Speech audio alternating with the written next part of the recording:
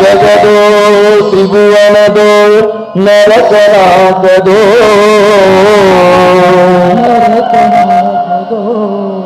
ಯಾರಿಹರಿಲ್ಲಿ ಸೌಜನ್ಯ ಮೂರ್ತಿ ಸ್ವರೂಪದೋ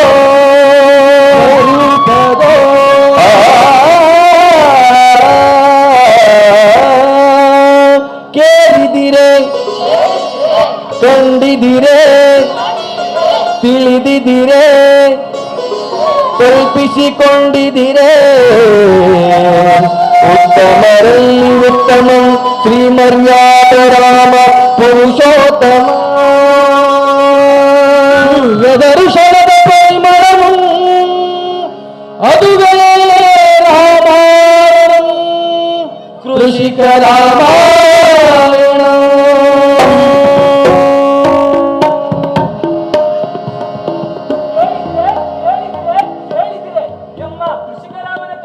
ಯಾವ ಕೃಷಿಕರಾಮನ ಕತೆ? 14 ವರ್ಷಗಳ ಕಾಲ ವನವಾಸಗಳು ನಡೆದ ಶ್ರೀರಾಮನ ಕೃಷಿಯ ಚರಿತ.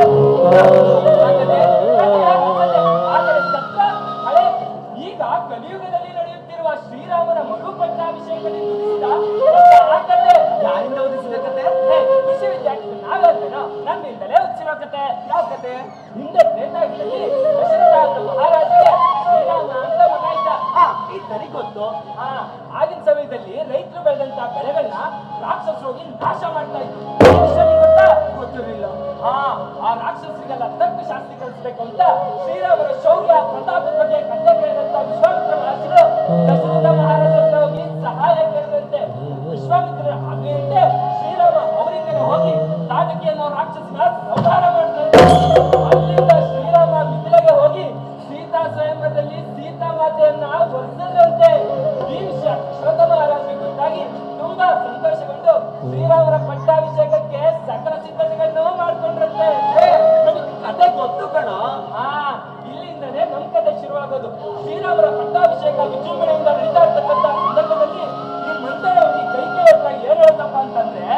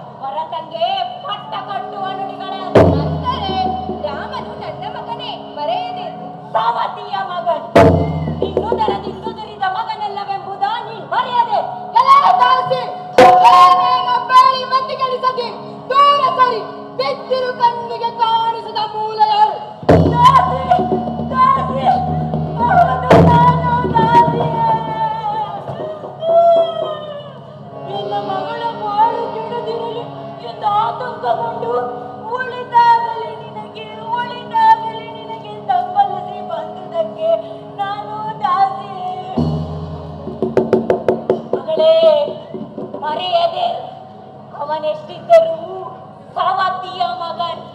ಪಟ್ಟದ ಮದವೇರಿದ ಮೇಲೆ ನಿನಗೂ ನನ್ನ ಕಂದ ಪುರುಷನಿಗೂ ತಕ್ಕ ಶಾಸ್ತಿಯು ಹೋಗಿ ಬರುವೆ. ನಿಲ್ಲು ಮಂತ್ರೆ, ಮಹಾರಾಜರನ್ನು ಬರ ಹೇಳು.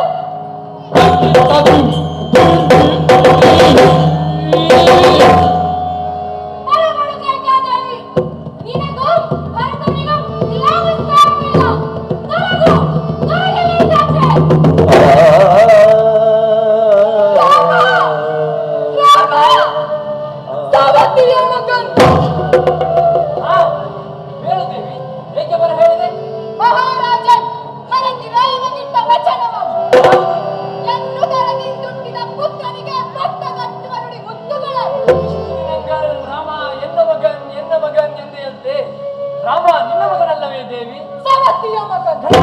ಹೌದು, ಮಾತನಿತ್ತಿದಿರಿ, ಕಳುಹಿಸಿ ವನವಾಸಕ್ಕೆ ರಾಮನ ಕಟ್ಟಿರಿ ಭರತಂಗೆ ಕಟ್ಟ. ಯಾರಲ್ಲಿ ರಾಮನನ್ನು ಬರ ಹೇಳಿ. ವನವಾಸಕ್ಕೆ ಘೋರ ಪಾಪವನ್ನು ಎಸಗುತ್ತಿರುವ ಕೈಗೆ ನನ್ನ ಮಗನಲ್ಲಿಲ್ಲದ ಶೌರ್ಯ ಆ ಸವತಿಯ ಮಗನಲ್ಲಿ ಮಾತ್ರ ಇದೆ. ನುಡಿಯದೇ ಲಜ್ಜೆಗೆಟ್ಟವಳೆ, ಪುನರ್ಪಡಿಸದೆ ಸವತಿಯ ಪದವನ್ನು ಸಹಸ್ರ ಸಾರಿ ಬೇಡ್ವೆ. ಸವತಿಯ ಮಗನ್, ಸವತಿಯ ಮಗನ್, ಸವತಿಯ ಮಗನ್. ಸವತಿಯ ಮಗನ್ ಗುಲಾಬಿ. ಬೇಡ, ಇದು ನೀನು ಮಾತನಾಡುತ್ತಿರುವ ಬೆನ್ನಂತು. ಯಾರು ಯಾರು ನಿನ್ನ ಮತಿಗೆ ವಿಷದ ಬೀಜ ಬೆತ್ತಿದಾರೋ?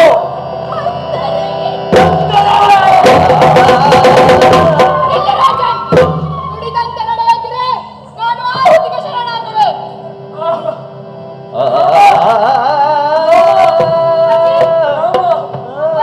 ಎನ್ನ ಮಗನೇ, ಎನ್ನ ಕಂದನೇ, ಎನ್ನ ಕುಲ ಮುಕುಟವೇ, ನಾ ಕೊಟ್ಟ ಮಾತೇ ನನಗೆ ಮುಳುವಾಯಿತೆ. ಈ ರಾಕ್ಷಸಿಯು ಇದವು ಕಟ್ಟು ವಾಕ್ಯಗಳು. ನಿನ್ನ ವನವಾಸಕ್ಕೆ ಕಟ್ಟಬೇಕಂತೆ ಭರತನಿಗೆ ಭಟ್ಟವ. ಅಮ್ಮ, ನಿನಗೆಷ್ಟು ಚಿಕ್ಕ ಕೋರಿಕೆ. ಚಿಂತಿಸದಿರಮ್ಮ, ನಿನ್ನ ಮಗ ರಾಮನಿವನ್ ಬರೀ ವನವಾಸಕ್ಕೇನು ನಾಡಲ್ಲಿ ಇಟ್ಟರೆ ಇನ್ನೊಂದು ಬಯಲು ಹಿಂದಿರುಗಿ ಈ ನಾಡಿಗೆ. ಜನ್ಮದಾತ ನಾನು ಹೋಗಿ ಬರುವೆ.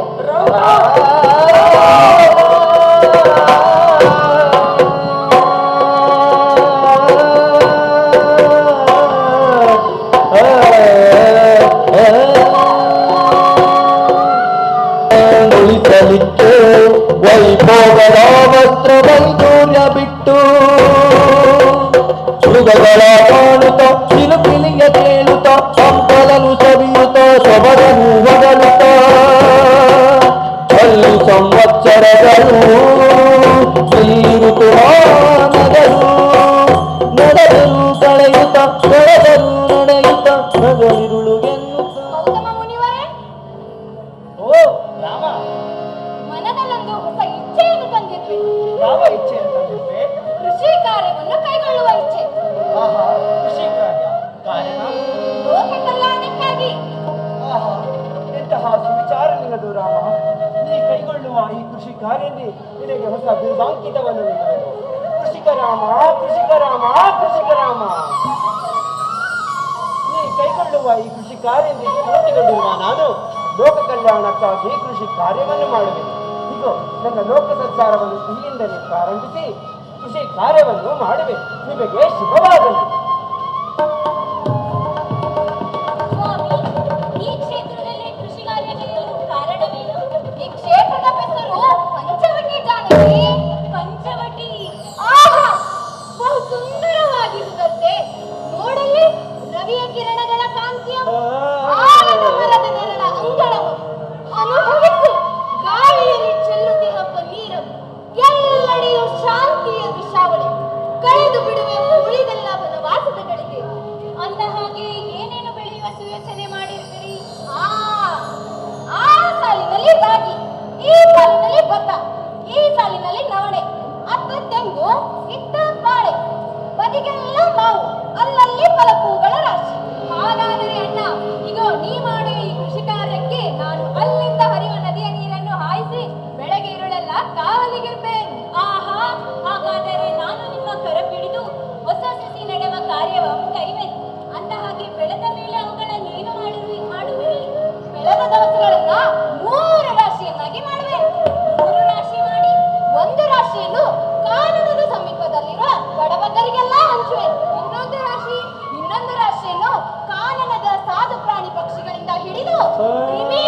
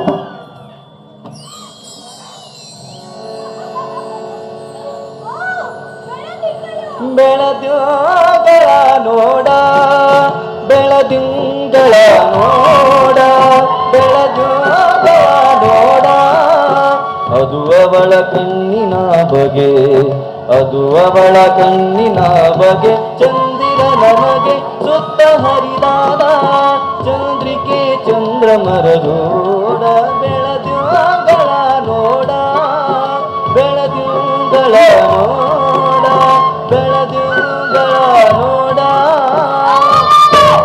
ಯಾರಲ್ಲಿ ಮುಂಜಾವಿನ ಚಳಿಯಲ್ಲಿ ಏಕಾಂತದಿಂದ ನಡೆಯ ಬೆಣ್ಣೆ ಅತ್ತ ಹೋಗದೆ ಬೆಳೆದ ದವಸ ಧಾನ್ಯಗಳು ಪಾಳಾಗುವವು.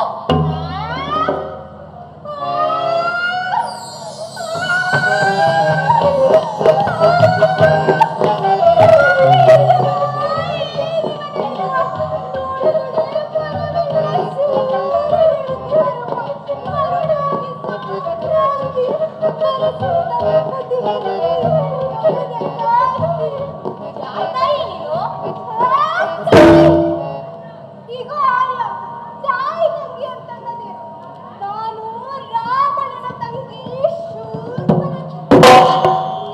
ಬೇಕಾದರೆ ರಾಮದಿ ಕಡೆ ಚಂದ್ರನಖಿ. ಬಾ, ಬೆಳೆದ ದವಸ ಧಾನ್ಯಗಳು ಪಾಳಾಗುವು. ಈಗ ಇನಿಯು ಎನ್ನ ಮನದೊಳಗೆ ಹೇಳು, ನಿನ್ನ ಮಗನ ಕಾಂತಿ ಎನ್ನೊಡನೆ ಕದಲಿದೆ. ನಿನ್ನ ಚೆಲುವಿಗೆ ನನ್ನ ಮನವು ಸೋತಿದೆ. ಅದಕ್ಕೆ ಎನ್ನ ಮನದ ಕೋರಿಕೆ ನರಿತು ಎನ್ನ ವಿರಹವ ತರಿಸಿ ಕಳಿಸು, ನಿನ್ನ ಮನದಿ ಆಗಿರಿಸು. ಇದು ಸಾಧ್ಯದ ನುಡಿಗಳು. ನಾನು ರಾಮನ್, ಏಕಪತ್ನಿ ರಥದವನು. ನೀ ಬೇಕಾದರೆ ಎನ್ನ ತಮ್ಮ ಲಕ್ಷ್ಮಣನು, ಅವನನ್ನು ವರಿಸಬಹುದು. ಲಕ್ಷ್ಮಣ, ಲಕ್ಷ್ಮಣ,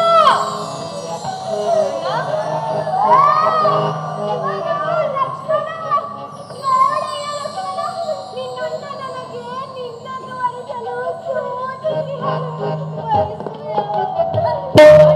ಯಾರಿಗೆ ಇದ್ದಕ್ಕಿದ್ದ ಹಾಗೆ ವರಿಸಲು ಬಂದ ಅಪರಿಚಿತೆ? ರಾವಣನ ತಂಗಿ ಶೂರ್ಪನಖಿ. ಅಣ್ಣ, ಈಕೆ ರಾಕ್ಷಸಿ. ಲಕ್ಷ್ಮಣ, ಲಕ್ಷ್ಮಣ,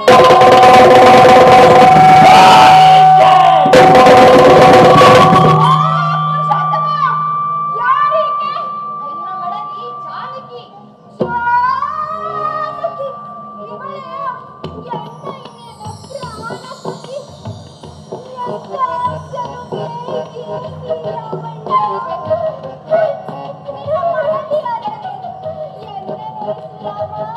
ಏ ಲಂಚಗೆಟ್ಟ ಪೆಣ್ಣೆ, ನಡೆ ಇಲ್ಲಿಂದ. ನನ್ನ ನಿನ್ನನ್ನು ವರಿಸುವುದಿಲ್ಲ. ದೂರ ದೂರ, ಅಸಹ್ಯ. ಯಾರಾದರೊಬ್ಬರು ವರಿಸಲೇಬೇಕು, ವರಿಸು ರಾಮ.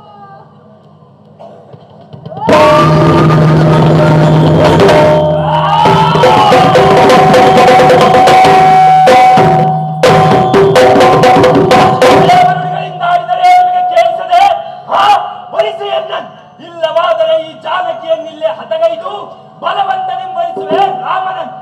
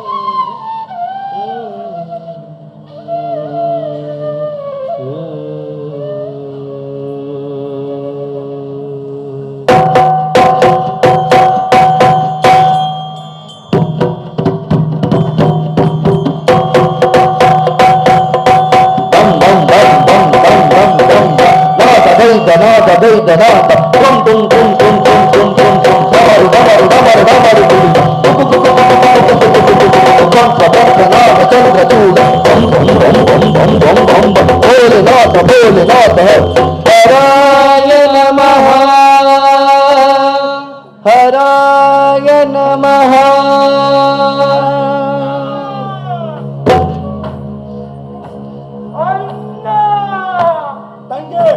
ಏಕಿಷ್ಟು ಆಹಾಕಾರ? ಅದೇಕೆ ಮುಖಕ್ಕೆ ಕರ ಬಿಡಿದು ಬಂದಿರುವೆ? ಅಣ್ಣ ಎಸಗಿದರೆನ್ನ ಮೇಲೆ ಹಿಂಸಾಚಾರ, ಬಲವಂತ ಮಾಡಿ ಎನ್ನ ಮೇಲೆ ಅತ್ಯಾಚಾರವೆಸಗಿದರೆ ಅಣ್ಣ.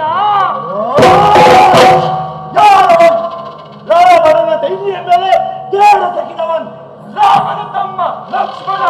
ಲಕ್ಷ್ಮಣ ಬಯಮಾನ್ ತಂಗಿ ನಡೆದದು ನೇರದಿ ನುಡಿವೆಲ್ಲವಂ. ವಿಹಾರಕ್ಕೆಂದು ಪಂಚವಟಿ ಬರದೊಳಗೆ ಕಾಲಿಟ್ಟೆ. ಅಲ್ಲಲ್ಲಿ ಅರಳಿದ್ದ ಪರಿಮಳದ ಹೂಗಳನ್ನೆರಡು ಕಿತ್ತರು. ಆಗ ಬಂದವನೇ ರಾಮ. ಬೆಣ್ಣೆ ಎಂದೇಕ ವಚನದಿ ನುಡಿದು ಹೂಗಳ ಕಿತ್ತದಕ್ಕೆ ದಂಡ ಬಿಡು ಎಂದ. ಅಯ್ಯ ಕ್ಷಮಿಸನ್ನ, ಇದು ನಿಮ್ಮ ಕೈದೋಟವೆಂಬುದು ನಾನರಿಯೇ ಎಂದೆ. ಆಗ ಬಂದವನೇ ಲಕ್ಷ್ಮಣ. ಅಣ್ಣ ಯಾರೀ ರೂಪವತಿ ಸೌಂದರ್ಯವತಿ ಎಂದ. ಅದಕ್ಕೆ ರಾಮ ಅಪ್ಪದು ಆದರೆ ಸೀತೆ ಎಷ್ಟಂತೂ ಆರಿಸಿದ. ಆಗ ಬಂದವಳೆ ಸೀತಾ, ತ್ರಿಭುವನದ ಸುಂದರಿಯೇ, ಧರೆಗಿಳಿದಂತಹ ಚೆಲುವೆಯವಳು. ಆದರೆ ಎನ್ನನ್ನು ಅಪಮಾನಿಸಿದ ಕೋಪಕ್ಕೆ ಲಕ್ಷ್ಮಣನಿಗೆ ಬೇಳೆ. ಅಪ್ಪದು ನಿನ್ನತ್ತಿಗೆ ನನಗಿಂತ ಸುಂದರಿಯೇ, ಆದರೆ ನಾಸಿಕವೇ ಸ್ವಲ್ಪ ಮೊಂಡು ಎಂದು. ಅದಕ್ಕೆ ಕೋಪಗೊಂಡ ರಾಮನು, ಅಣ್ಣ ಇವಳು ನಮ್ಮ ಕೃಷಿ ಭೂಮಿಯ ಪಾಳುಗೈದಿದ್ದಾಳೆ, ಕತ್ತರಿಸುವ ನಾಸಿಕವ ಎಂದಡೆ. ಲಕ್ಷ್ಮಣನು ಕತ್ತರಿಸಿಯ ಅಷ್ಟೊಂದು ಸೊಕ್ಕಕ್ಕೆ ಒಂದೆರಡು ಕೂಕಿದ್ದಕ್ಕೆ ಮಹಾಪರಾಧವಾಯಿತೇನ್? ಈಗಲೇ ಹೋಗುವೆ, ಹೊತ್ತು ತರುವೇನ್ ಅವರ ಅಹಂಭಾವದ ಸ್ಥಿತಿಯನ್ನು. ಬಿದ್ದಿರಳಿ ಎನ್ನ ಪಾದದಡಿ ಜೀವಮಾನವೆಲ್ಲವ. ಮಾವ ಮಾರೀಚ, ನನ್ನ ಪರಮ ಸುಂದರಿ ತಂಗಿ ಮೇಲೆ ಸಿಕ್ಕಿದ್ದಾರೆ ಘೋರ ಕೃತ್ಯವಂ. ಯಾರೇ ಪರಮ ಸುಂದರಿ ಸುಂದರಿ ಸುಂದರಿ ಯಾರೇ? ಮಾವ, ನನ್ನ ಮುದ್ದು ಮೋರೆ ತಂಗಿ ಮೇಲೆ ಸಿಕ್ಕಿದ್ದಾರೆ ಘೋರ ಕೃತ್ಯವಂ. ಮುತ್ತು ಮಾಲೆ. ಹಾ, ನನ್ನ ತಂಗಿ ಚಂದ್ರನಕಿ, ರೂಪ ಲಾವಣ್ಯವತಿ. ಇವಳು ಮುತ್ತುಮರೆ, ಇವಳು ರೂಪ ಲಾವಣ್ಯಾವತಿ. ನೀವು ಯಾರೆಂತ ಜಡೆಗಳು, ಉರಿಯುವ ಮಣಿಯಂತ ಜಂಕೆ ಬಂಕೆ ಮಗದವರು. ಇವಳ ಗಂಡಿಗೆ ಇವಳು ಮುದ್ದು ಮೊರೆ. ಅಣ್ಣ! ಮಾತ ಸಾಕು, ಇಪ್ಪ ನಡೆ, ಹೊತ್ತು ತರಬೇಕು ಆ ಸೀತೆಯನ್ನು. ಈಗ ನಿನಗೋಸ್ಕರ ಆಗುವೆ.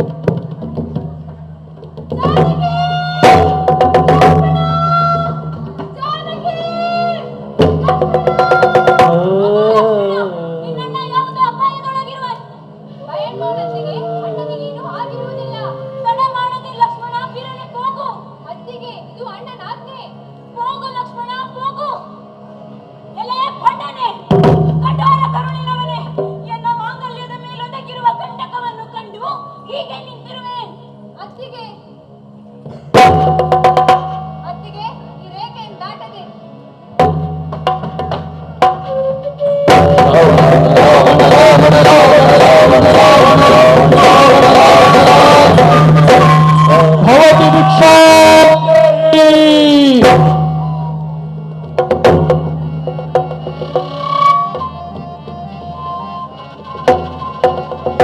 ರಾವಣ ರಾವಣ ರಾವಣ ರಾವಣ ರಾವಣ ರಾವಣ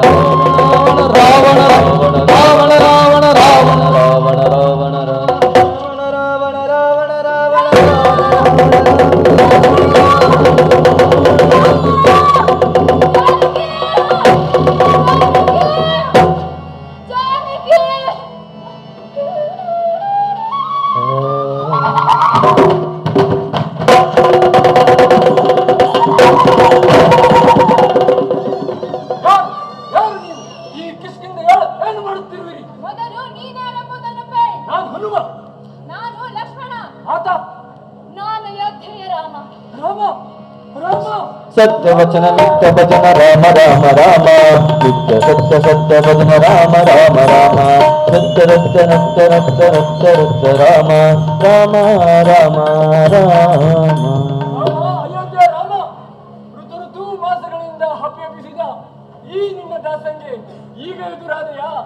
ನಿನ್ನ ಕಾಣಕ್ಕೆ ಅಯೋಧ್ಯಾದಿಂದ ಬಂದೆಯಾ ರಾಮ?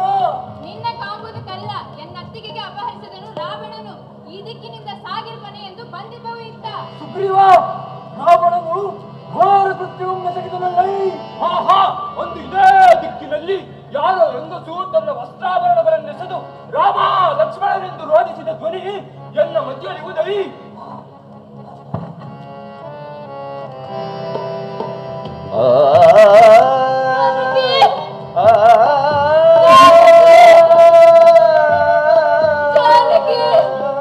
ರಾಮ, ನಿನ್ನರ್ಧಾಂಗಿಯನ್ನು ಯಾರೋ ಅಪಹರಿಸಿದರೆಂದು ರೋಧಿಸುತ್ತಿರುವೈ.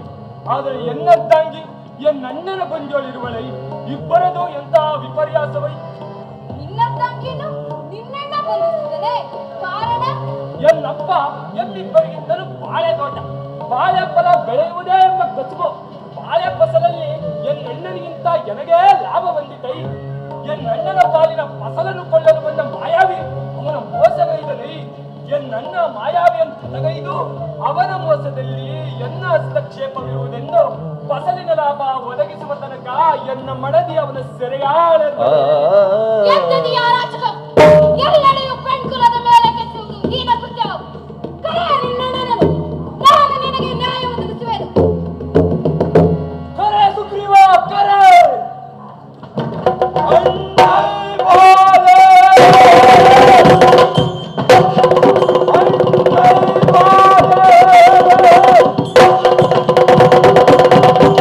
ಅಣ್ಣೈ ಬಾಲೆ, ಅಣ್ಣೈ ಬಾಲೆ.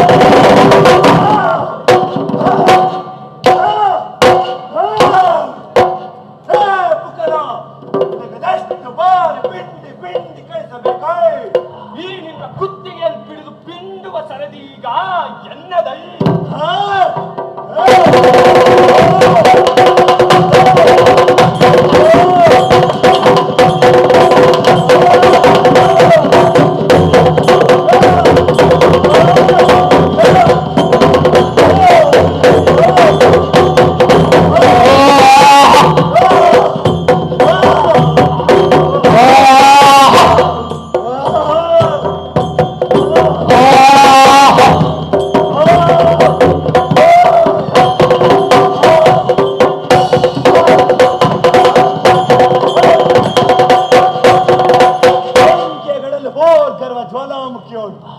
ಎನ್ನರ ನಾಡಿಗಳು ಪಿಂಡುತ್ತಿರುವ ಶಬ್ದದಲ್ಲಿ ನಿನ್ನ ಕುತ್ತಿಗೆ ಬಲವಾಗಿ ಪಿಸುಕಿದಾಗ ಹೊರ ಬರುವ ನಿತ್ರಾಣದ ಬಿಸಿ ಉಸಿನ ಗಾಳಿಯು ಸೋಕಿದಾಗ ಮಾತ್ರ ಎನ್ನೊಳಗಿನ ರಾಕ್ಷಸನ್ ನೆಟ್ಟು ಸೆರೆ ಬಿಡುವುದನ್ನೇ.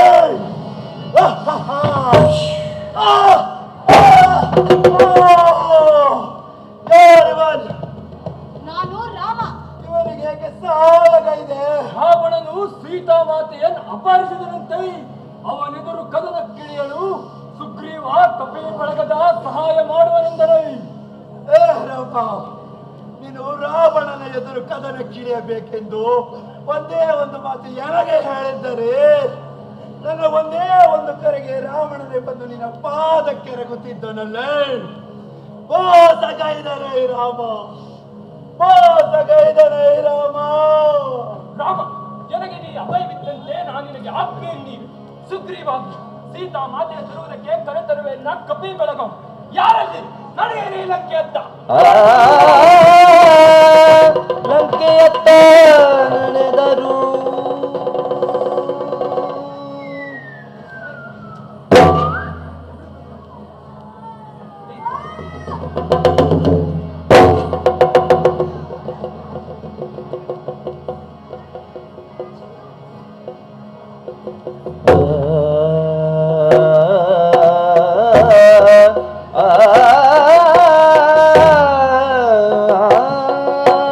ರಾಮ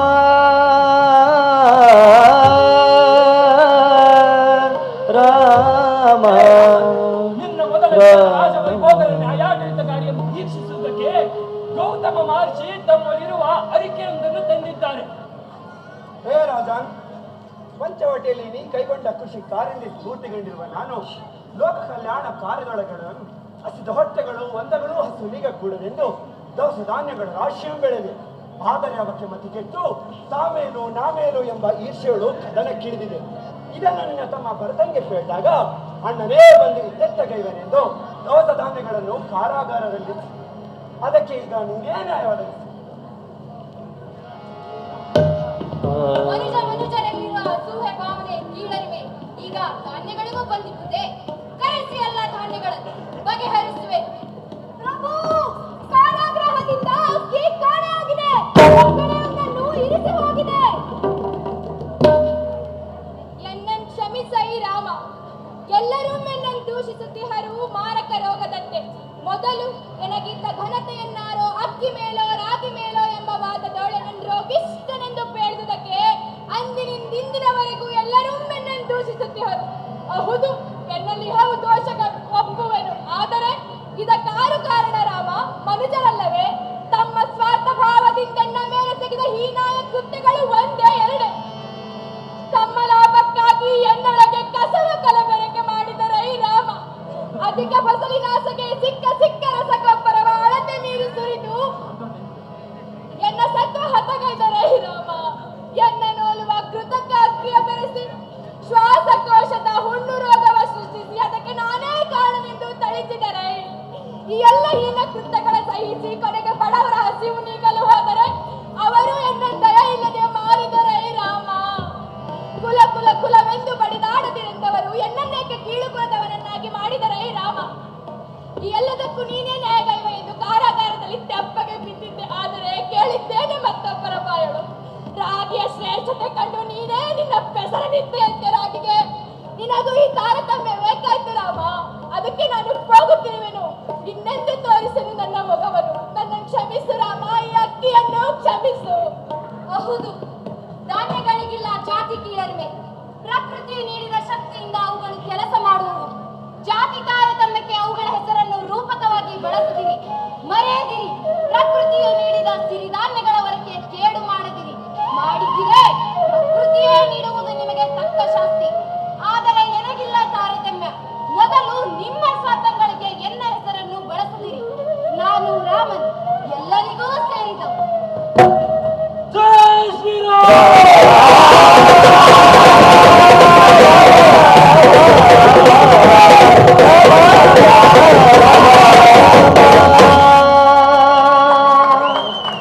ಧನ್ಯವಾದಗಳು.